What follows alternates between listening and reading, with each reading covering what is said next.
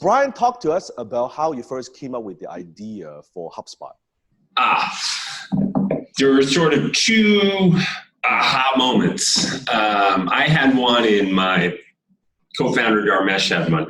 Mine was I was working in an internship in a venture capital fund. And I was working with all these venture-backed startup companies. They had lots of money, they had lots of expertise.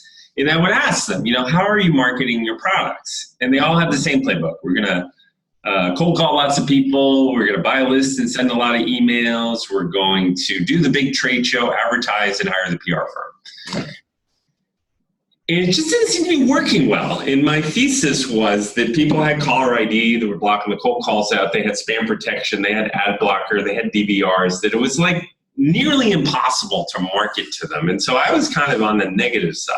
While that was happening, my co-founder, Dharmesh, we were in business school together, he simply blogged his way through business school. And anytime he had an interesting class or an interesting topic or interesting book, he would write a blog article about it. He had 1,000 times more interest in his crap little blog than any of my rich venture capital firms. And so the way I kind of thought about the way he was doing it is he was marketing in a way that matched the way humans actually lived and worked and shopped, like pulling people in from Google in social and very clever ways. And so we started to describe the world as the old school outbound world and the new school inbound world, and started espousing the idea that people had to move from outbound to inbound. And then we tried to do it, and it was hard. You had to put in a piece of blogging software and a content management system and email marketing and marketing automation and search engine optimization, CRM. It was just a cluster truck of a project to try to get it done. And try to get 20 different software to talk to each other. And so we just said, hey, let's build a modern platform for entrepreneurs, small business owners, so they can get going with this stuff and really grow their business. That was the sort of initial spark that started HubSpot 13 years ago. So it's kind of like most people are doing the push marketing, right? And you're thinking, well, instead of trying to push our message, our products, to people, why don't we pull them in? Why don't we deliver content value upfront? And then so if they want to learn more, they could book a time with us, right? And here's what was interesting timing-wise about it. It used to be that if you wanted to market and you wanted to do it on video like you're doing right now, well, you have to buy an ad on someone else's TV show and rent space on somebody else's asset. Or if you want to, do something audio, you rent a little space in someone's radio station. Or if you wanted to do something written, well, you rent a little space on someone's newspaper or magazine. And you couldn't create your own TV show. It was very expensive. You couldn't start your own radio show. You couldn't start your own damn newspaper. It's too expensive. Correct. But the cost of creating your own content through a video cast like this, through a podcast, or through a blog dropped dramatically. So we basically taught people to become publishers. You're really good at publishing content, pulling people in from social, pulling people in from search, and transforming their go-to-market to match the way people buy. I think it's interesting because on the surface, when people look at HubSpot today, they might think, oh, it's just a software. Well, once I thought it was just a software, but once I get into it, it's this business model that's, I think it's just amazing what you built. So share with us a little bit about the journey. How did you kind of build it piece by piece? I could tell that your company is very customer centric, right? Yep. It's very focused much on how do we solve a problem for them, and then one problem solved, here's another problem. Then how can we offer solutions to solve their problem? So share with us your business model. Sure. The history of HubSpot is really two acts in our history. The first act was this act of inbound marketing.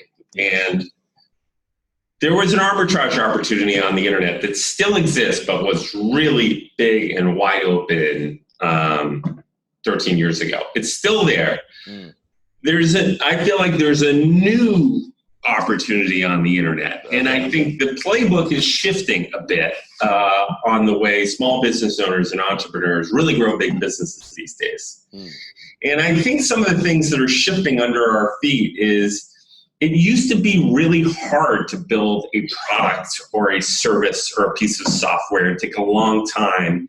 And there was a deep, deep barrier to enter these industries. But increasingly, it's easier and easier to build a great product of any kind, whether you're building a software company, a service company, a content company.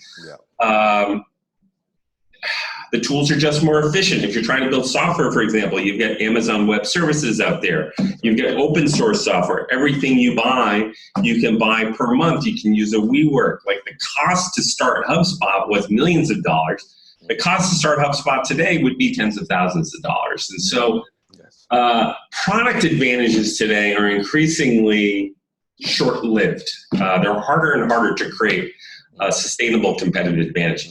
To me, and I remember in business school, we had a professor that used to always say, if you want to build a great company, your product needs to be 10 times better than the competition. And sustainably, that is incredibly hard to do. You may do it for a little while, but if you get a good opportunity, capitalism is incredibly efficient, and one of your listeners is going to figure it out and catch up or at least get close behind them.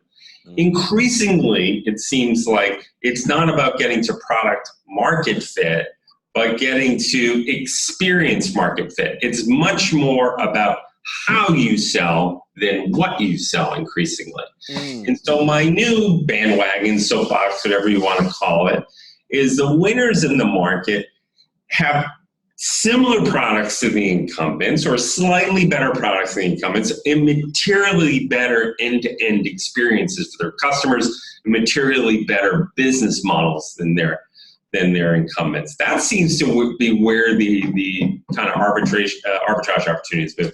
So our second act is, we build a marketing system, sales system, service system, content management platform, a full end-to-end kind of CRM customer experience platform to help people do this modern kind of experience disruption. We're assuming they're going to get the product right. We want to help them create a gorgeous, beautiful end-to-end customer experience. And I want to emphasize, like myself, I'm a client of HubSpot, right? And now we are transitioning a lot of different things to HubSpot, it's a big switch, right? And throughout this process, and I think that's one of the things that I just have tremendous respect, not just for the software, not just the tech, but from a customer service perspective, from a brand perspective. Because as CEO, I look at these things too, right? Where the onboarding process, the documentation, and everything that you've done, it just tells me that the kind of leader that you are and the culture that you built, because it's the people, right? It's not just the piece of tech. Like you said, anyone can build a piece of tech, but like it's something that I just feel like I aspire to be. I aspire to build an organization like that great. It's just huge amount of respect. I appreciate that. I don't know how much is me versus everybody else who's doing a good job around here, but we are a little bit customer obsessed over here. Yes. And I just don't think you can, it used to be, Dan, that like the relationship between the customer and the vendor, the vendor actually had a lot of power. The customer couldn't really do a proper evaluation of the product without purchasing it. Yes. The customer, if they weren't happy with it, they paid for it up front. They couldn't just like stop paying, like everything's subscription now. If they weren't happy, they couldn't go on social media and complain to everyone. Yes. And so there used to be the power really was with the vendor and the customer. It's really now it's shifted. The other thing that's flipped is supply and demand, I think, is flipped for the reasons we were talking about before, that in any given industry, there used to be 3 or 4, maybe 5 major players in every industry. Yeah. Most industries were organized inside an oligopoly type format. Yeah. I don't know an industry today that doesn't have hundreds of competitors. Like think about razor blades, for example. You go to Amazon, there's like 10,000 different, and then that doesn't even include Harry's and Dollar Shave Club on top of it. Yeah. By then you do have Dollar Shave Club, who just right? And even marketing software, there's 6,000 marketing software companies out there. The supply and demand is all the way. If you're not obsessed with delighting your customer, you're going to have a really hard time, I think, if you're not. And that wasn't always true. Yeah, 20 years ago, you just be really good at selling. Yes. It doesn't work anymore. In the beginning of HubSpot days, what were some of the things that you did to kind of get traction? Because in the beginning, it's a new software, maybe it's a new concept, like inbound marketing. What is this, right? Like, how does this work? What do you mean you don't cold call? Like, how did you get traction? Okay, one of the first biggest arguments we had inside of HubSpot was what to call this thing. And some people inside of the early days of HubSpot were saying we should call it inbound marketing. It's inbound versus outbound. Okay. And other people were saying, no one knows what the hell inbound is or outbound is. Let's call it internet marketing, because people will understand that. And people actually search on internet marketing, we can get found and whatnot. And we battled that for like a couple of years. And finally we decided, all right, we're betting on this idea of inbound versus outbound. And it's not for the faint of heart. We made that bet. And then it was just a full-on marketing effort to establish inbound as a category. In order to do that, we wrote a book. So you got, thank you, my book up there. Right there. I personally wrote hundreds of blog articles about the topic. I did thousands of speaking engagements on the topic. We created a conference, and we have 25,000 people come to our inbound conference. So we really put our back into creating this kind of new category, and that paid off. I'll tell you another story though, Dan. I remember in the early days of HubSpot, once a week, the whole team, 5 of us or whatever, small team, would get together and would count our customers, and then everyone would go through and say the health of the customer. Are they happy, unhappy, what's going on with these customers? And the product was very raw. It's nothing like it is today at the time. And then we had another column of where we found them. And the first 50 customers, there was a thing called FOB, and we showed it to a new employee, and like 47 of the 50 were FOB. The new employee said, "What's FOB?" And FOB was friend of Brian. And so 47 of our first 50 customers were, colleagues of ours. And then once we got up over 100 customers, very few, I don't have that many friends. Most of them were pure inbound marketing, and almost all of them found us through our blog or through social or through organic search. And that was customer 100 to 65,000. That's the case. And in some way, that's kind of what you guys have done, is being the pioneer of education marketing, right? You educate first, and then you get them on the phone. It's very interesting. Even as we're using HubSpot, I was talking with my team and saying, hey, do you think HubSpot has this feature? Like, I was thinking about something, right? Yep, they got that. Oh, what about this thing? Yep, they got that too. Oh, what about this thing I want to do? No, they got that. So I'm like everything is so well thought out. Oh, good. Right? It's like, oh yeah, they have that. Like, I didn't even know, because before the solutions we have, as we grew so rapidly, it's this software, but it doesn't have all the functions I need. Yeah. And this, how many people do you have? Right now, 50. Yeah, we built it for companies between 5 and 500 employees. You're like perfect for us. Yes. And then we have like a couple hundred sales closers that we train that closing for us. Congratulations, by the way. It's not easy. It's very few people make it to that. You're doing something very right. And you got a hell of a bobblehead. I like the bobblehead. Oh, boy, you? Yes, and it's and what's this Chinese symbol back here? What do you got here? That's actually my last name, L-O-K. Oh, I see. Okay. Lok, yes. And you're from Hong Kong or Guangzhou? Hong Kong. I lived in Hong Kong for 5 years. 5 years? Yes. And a little bit of Cantonese? Oh, That's awesome. That's awesome. So let me ask you this. So even with what I do, when I launched my sales training program, right, high-tech closing program, just kind of like what you did. I go in the marketplace and say, okay, everybody else is talking about cold call and talk to people. Why don't I create a program that teaches me how to close on the phone, but inbound, right? And that's how the program was born, and now transitioned to closers.com, that we have this platform. Oh, great. And so with your experience, what are some of the mistakes, like during this journey when you're growing HubSpot? I'm sure like we all make a lot of mistakes. Like some of the mistakes, and how did you overcome those mistakes, and how did those mistakes become a turning point? Like we're still making them. Unfortunately, we're still making them. Here's my attitude towards mistakes. I'm actually okay with people in my org and even myself making mistakes, and I'm very forgiving of it. Where I get really irritated with myself in the org is when we make the same mistake twice.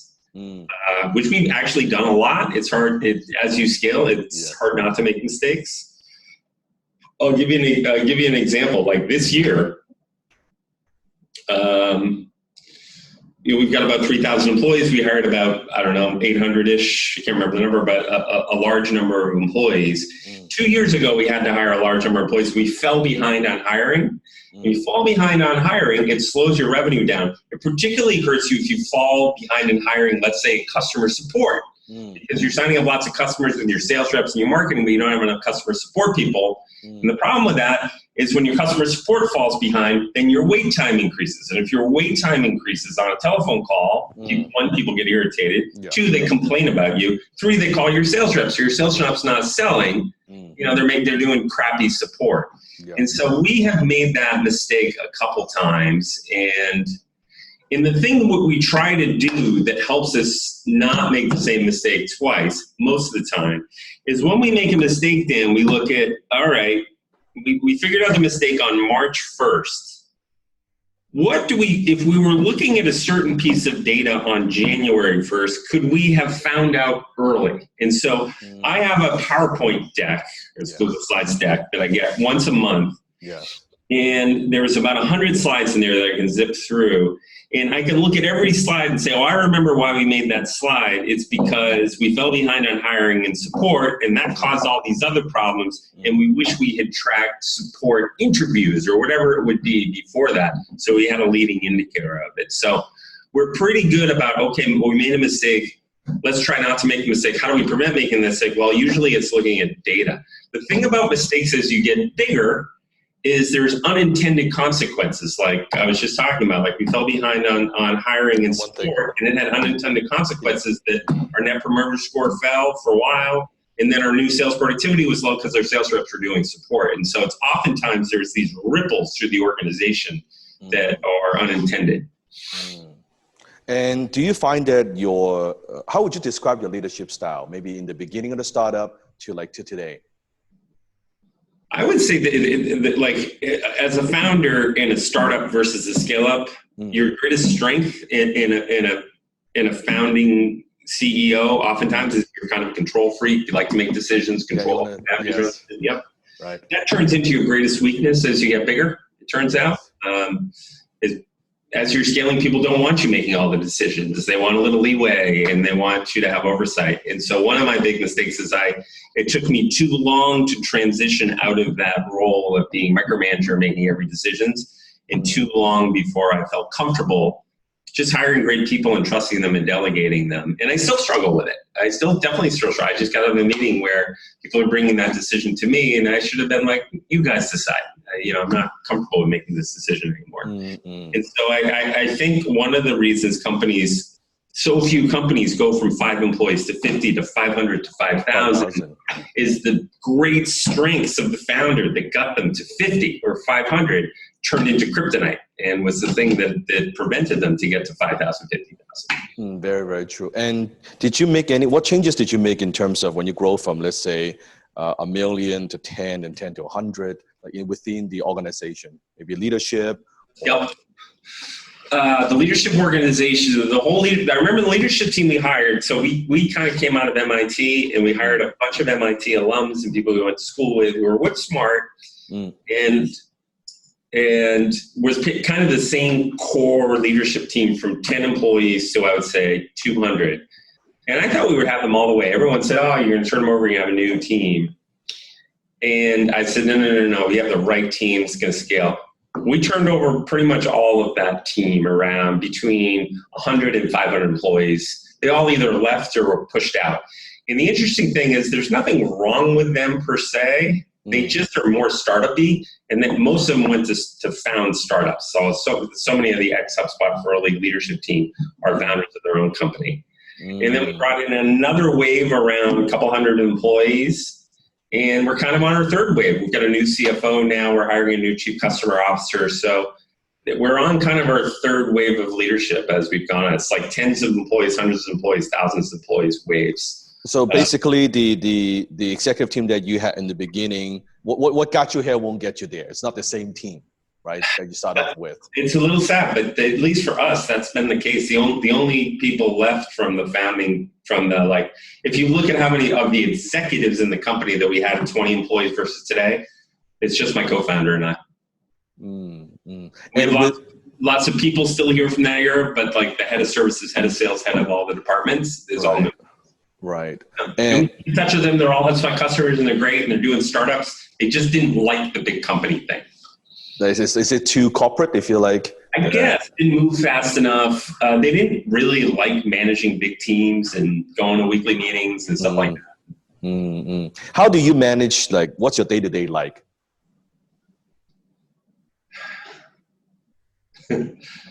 Okay, I have a couple weird things about my schedule. I spend a day a week working from home. Okay. And I don't take any calls or Zoom meetings or anything. It's my day to think and work on projects. Yes. Because in a day like today, so I'm having one of those days, Dan, where just before I walked in here, I had another meeting, and just after I leave here, I go to another meeting, and they're back to back. And then tonight, I'm having an event for my top 30 sales reps at my house and their spouses. It's going to be great. Okay. And so it's one of those days. And there's no time, some of the things that come across the transom aren't just quick email response. They're like, I got to think about that or talk to people. And so my day off, Wednesdays, is my project day. That helps a lot.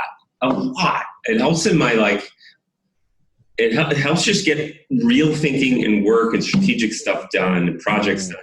It also helps, I think, to get a day away from, being around humans takes energy.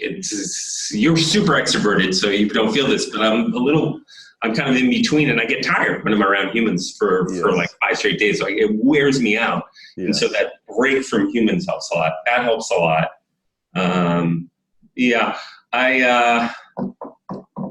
Another thing on my day-to-day that I try not to do is live by my inbox. So a couple times a week, I'll go and make a to-do list and rank order it of the most important to the least important. And when I do that, then I'm pushing out of my inbox versus dealing with all my inbox. My inbox is great, but it's everyone else's to-do list imposed on me. Well, what about my to-do list? I want to impose my to-do list. That's right. So I'm pretty harsh about the prioritization of the stuff I'm doing and not doing in any given week or month. And I publish that on our company wiki so people know that it's important. So if something comes in the transom for someone's asking me to do it, and it's kind of a pain in the neck to do, I just be like, it's not on my priority list. I just can't do it right now. And I can point them at my priority list. So that's a little hack that's helped me. I work about 55 hours a week since the founding of HubSpot, kind of the same. Okay. And how do you, what KPIs you look at, or do you have a weekly meeting with your executive team? How do you manage? We have daily charts on how everything's going, so I know really every day on what's going on. Yeah. And then we have a monthly PowerPoint deck that comes out that I can know what's going on. That's very helpful. We run kind of on a monthly cadence. In terms of the meeting schedule, I don't particularly like the one-on-one check-in meetings. I do them, but I don't like them. But where we get a lot done is we have something called the HubSpot Executive Leadership Team Helm. And there's 12, 13 people on it. And we get together twice a month, first week of the month, third week of the month, for 3 hours. So they're long meetings. They're not staff meetings. The first one is operational. The second one is all about customers. We only talk about customers. We have customers come in and talk to us. And it's 3 hours of the whole team obsessing about the customers. I'll say another thing that we've got in the habit of doing is a couple things that as you move from startup to scale up that become important is just planning and decision making. And so my decision making style when we were early on was we're in a meeting and there's 6 of us here, Dan, and I have 4 others. And 3 of you are on 3 of you say red and 3 of you say blue. And we have a rich debate about the topic, and for whatever reason, I'm convinced a little bit that the red is right. And so we're doing red. And then what would happen is we'd all leave the room, and the next day, one of the blue people would come and say, hey, let's grab coffee. We'd have coffee. And he was like, I think you messed up with that red decision. I think it's really blue was right.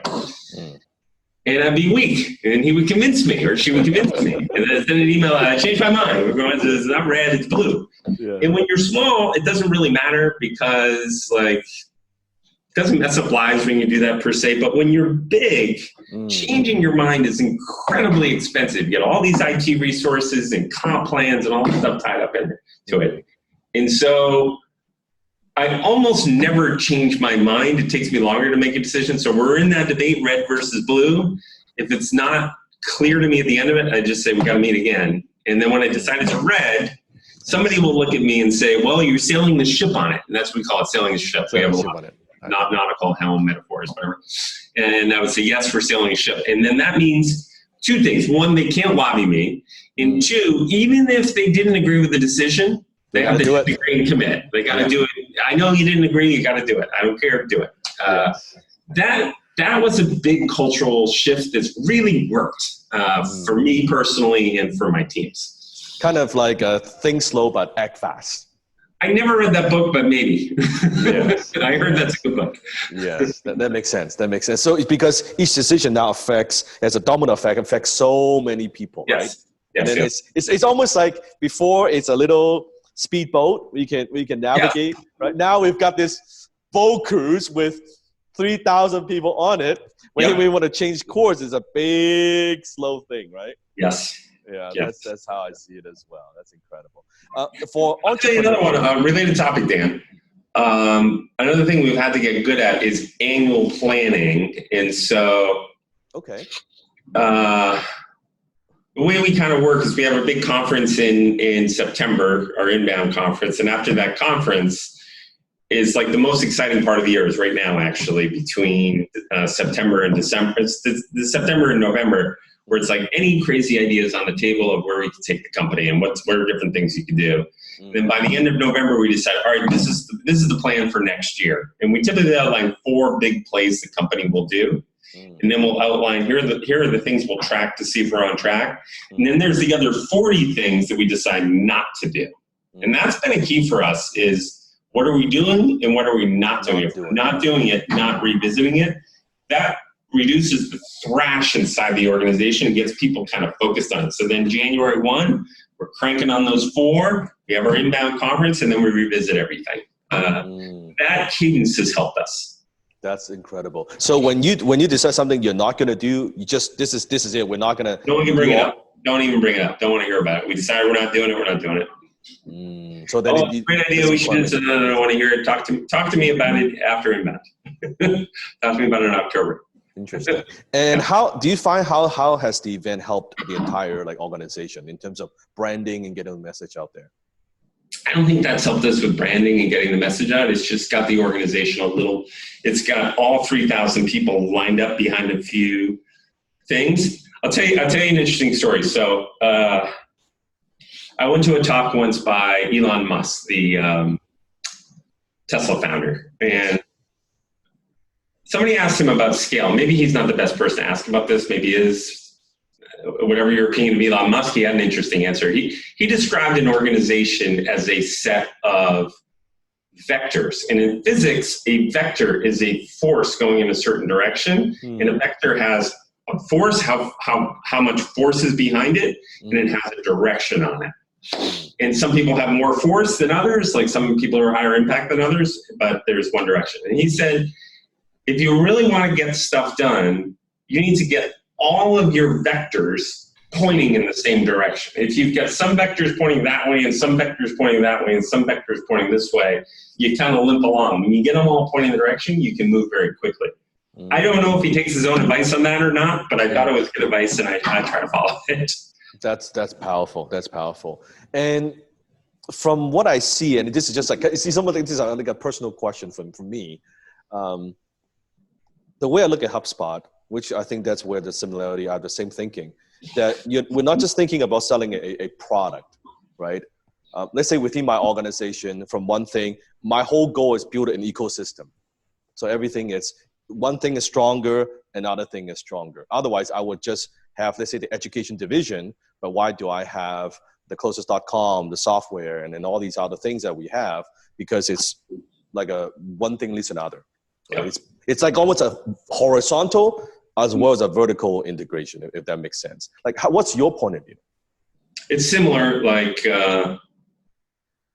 we're trying to solve the entire solution for our customers of how do they grow, and so we have a suite of our own applications we build: sales, marketing, service, website, stuff like that.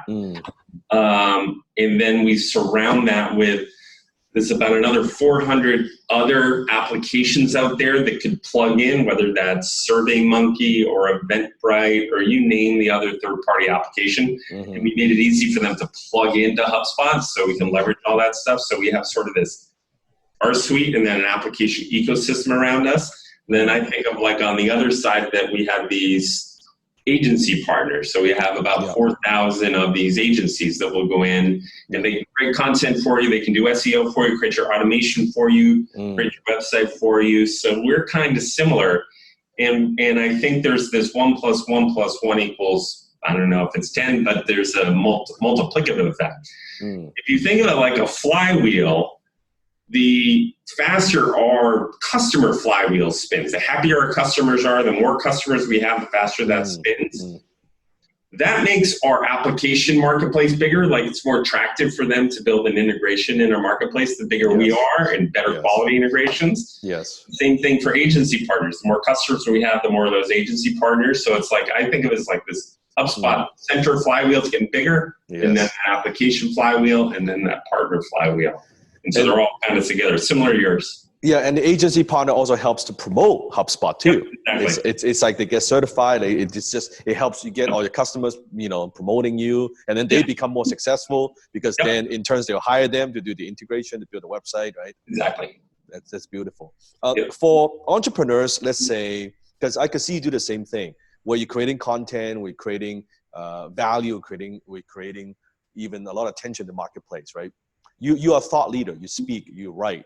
Like for entrepreneur, let's say someone who is maybe getting started, maybe doing less than $1 million in revenue. They're very busy. They're doing a lot of different things. Right? And they say, "Hey, Brian, why do I need to spend time, writing and publishing, doing blog? And why do I need to do that? Why can't I just do my thing? Like, why is that important?" Well, if you want to grow, you got to pull people into your business. You got to pull visitors and leads and customers. And I just don't think the way to do it is the old school cold calling. No one answers the phone anywhere more, or spamming people. No one answers the spam. Even ads are getting blocked a lot. I think the right way to do it is become a thought leader in your industry. Be the world's best at whatever your little niche is. And I don't care if it's blog content or you create a video like this series or a podcast series or whatever kind of series you want, but create remarkable content in your niche and make it like a magnet that pulls people in. That's the way you market today. Whether you like it or not, you got to figure it out. Yeah. And one of the things I teach all my students, I say, when you call someone, you are the salesperson. When they call you, you're the expert. If you can have them call you, you have much more power when you're talking. I agree. I like that. I'm going to borrow that. I like that. Do it. Yeah, it's very, very true. Because it's like one of the things I teach them to say on the phone, let's say in the beginning, or it costs the agenda, I say, "So what were you hoping to get from me today?" Well, you can't say that when you're calling somebody. Yes. But you can't call someone, "Hey, what are you hoping to get from me today?" It doesn't work, right? But always teaching them to have that doctor kind of frame, right? When someone comes to the office and say, okay, when someone calls you, what kind of solutions they're looking for? What are their pain points, right? It changes everything. And that's how you get I think for entrepreneurs, when I work with entrepreneurs, they feel like, well, it's easier if I just do outbound and cold call. It feels easier. It costs less. But you and I both know that's not true. People don't answer the phone. I don't even have a phone at my desk anymore. And it creates it's a bad way to start it. Yeah. And it's hard. Like cold calling is like the hardest thing to do. It's painful. Yeah. And I also feel that the way, it's not just how we sell it, but the way that they were brought in to the company, the product and service is very critical. If you cold call someone and then you are like, you kind of twist their arms, you hard close them and say, okay, fine, they reluctantly sign. And now they're like, okay, so show me what you got, right? It's like very skeptical. versus now they've been consuming your content, been watching your videos, listening to your podcasts. They're happy, finally, they get to talk to someone. Yeah. And then when in time they join, they sign up, they're looking forward to, okay, what can we do, right?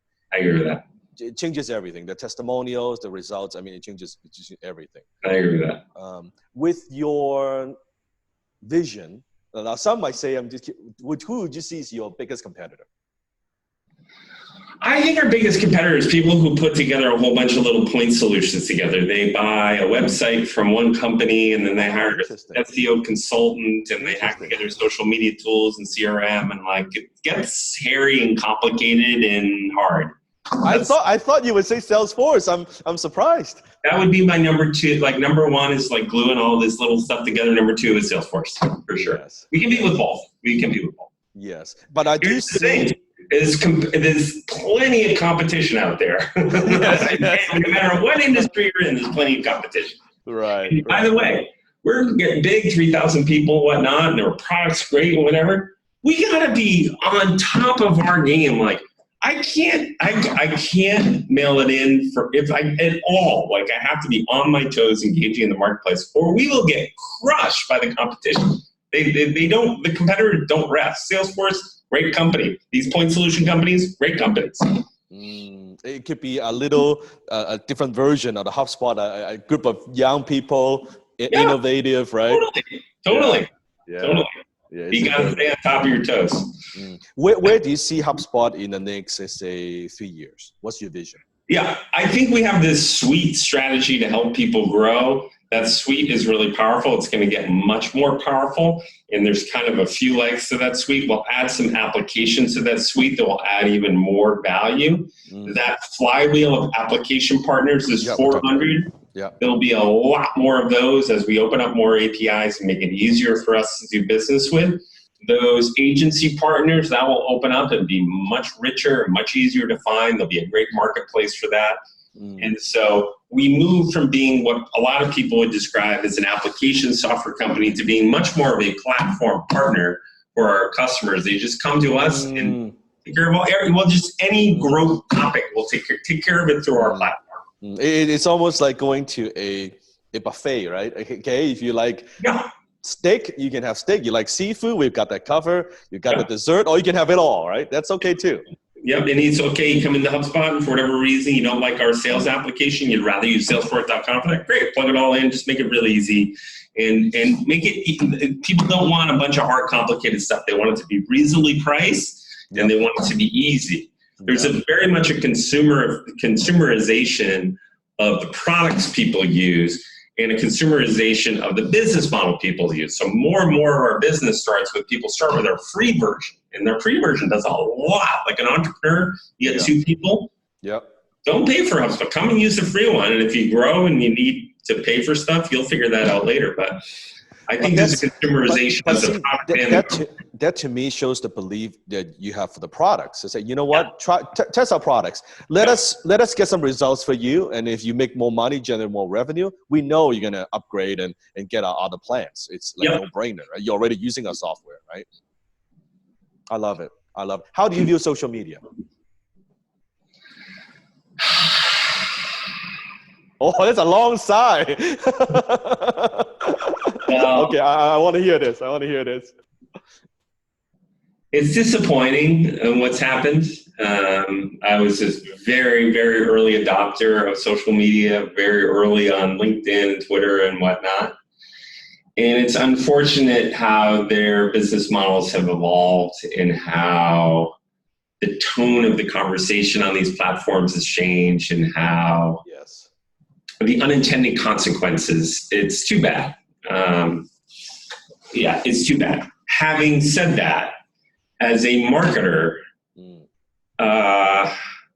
it's undeniable that even with all the bad stuff going on in social media, that's where people live. People live in Instagram, they live in Facebook, they live in Twitter, they live in Snapchat, all these different systems.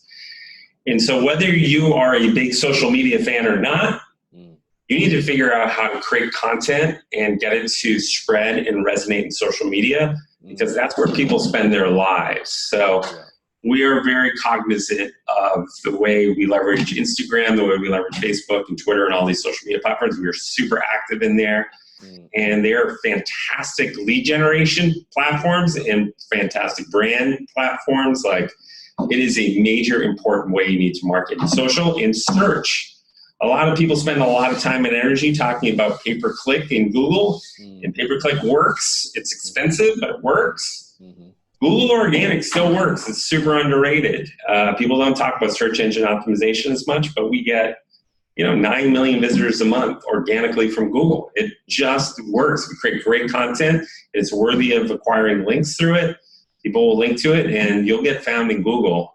That's the gift that keeps on giving. Your success in those platforms is much more about the width of your brain than the width of your wallet. That's what I like about social and search. You don't need a ton of money. If you're an entrepreneur, there's 5 of you and getting going, if you can get good at it, boy, that's a good way to generate customers and leads. I love it. So for my audience, if they want to get started with HubSpot or even just get an idea, what do you recommend? Of course, the book. That's simple. HubSpot. Oh, I would just go to HubSpot.com and click the free button and start using it. You can set your whole damn front office system up through HubSpot. You can run, if there's 2 of you, you can run your whole front office through HubSpot. Your website, your CRM, your marketing automation, your service, everything through HubSpot, and it's free. Just go to HubSpot.com. Yeah, if you want to read the book, that's fine. I wrote that book a while ago, by the way, so things have changed a bit since I wrote it. Yes. I would more say, just go get it set up on HubSpot. It's easy. Even in HubSpot, there's so much training. Like there's a million. Yes, it's incredible. It's the whole university in there. Incredible. It's not just how to use the software. I'm not talking about how to use the software. It's information on sales, on inbound, on marketing.